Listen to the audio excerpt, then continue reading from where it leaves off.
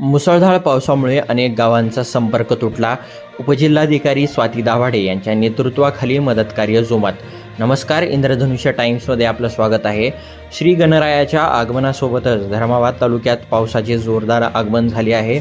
मागील पंधरवड्यात अतिवृष्टीचा जोरदार फटका बसलेल्या नांदेड जिल्ह्यालाही शुक्रवारी पावसाने चांगलेच झोडपले. यामुळे विविध नदी नाल्यांना पूर येऊन अनेक गावांचा मुख्यालयाशी असणारा संपर्क तुटला आहे. बुधवार सायंकाळपासून पावसाचे पुनरागमन झाले आहे. काही गावात रात्री तर काही गावात गुरुवारी पहाटेपासून मुसळधार पावसाला सुरुवात झाली आहे. यामुळे पुन्हा एकदा पूर परिस्थिती उद्भवली आहे. प्रशासनाने खबरदारी म्हणून नदीकाठच्या गावातील नागरिकांना सुरक्षित स्थळी हलवले आहे. विशेषतः मनूर, संगम, बामणी, विलेगाव येथील नागरिकांची व्यवस्था हुनगुंदा व कुंडलवाडी येथे केली आहे. मोकली, माष्टी, पाटोदा, थडी येथील नागरिकांची शेलगाव येथे, तर बनाळी येथील नागरिकांची जिल्हा परिषद हायस्कूल धर्माबाद, दिग्रस येथील नागरिकांची जिल्हा परिषद जारीकोट येथे जेवणाची आणि राहण्याची व्यवस्था उपजिल्हाधिकारी स्वाती दाभाडे यांच्या नेतृत्वाखाली तहसीलदार सुरेखा स्वामी यांनी प्रशासन करीत आहे.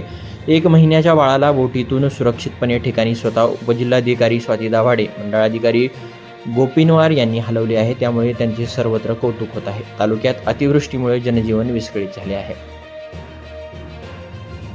नमस्कार, मी स्वाती दाभाडे, SDM धर्माबाद. आपण सर्व पाहताय की गेल्या 2 दिवसापासून नांदेड जिल्ह्यात तसेच तेलंगणा राज्यामध्ये अतिवृष्टी झालेली आहे. त्यामुळे गोदावरी आणि मांजरा या दोन्ही नद्यांना पूर आलेला आहे. या दोन्ही नद्यांच्या संगमावरती असलेली 4 गावे म्हणजे मनूर, संगम, वेळेगाव, खडी, बामणी, खडी या गावांना गोदावरी व मांजरा या दोन्ही नद्यांच्या पुराच्या पाण्याचा विळखा पडत चाललेला आहे. आणि त्या अनुषंगाने या 4ही गावातील लोकांना सुरक्षित स्थळी हलवणे गरजेचं आहे.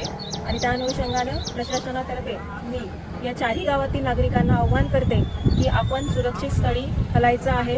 आपला सुरक्षित जाण्याचा मार्ग निश्चित केलेला आहे. त्याचबरोबर आपली राहण्याची तसेच जेवणाची व्यवस्था हुनगुंदा व कुंडलवाडी या ठिकाणी केलेली आहे.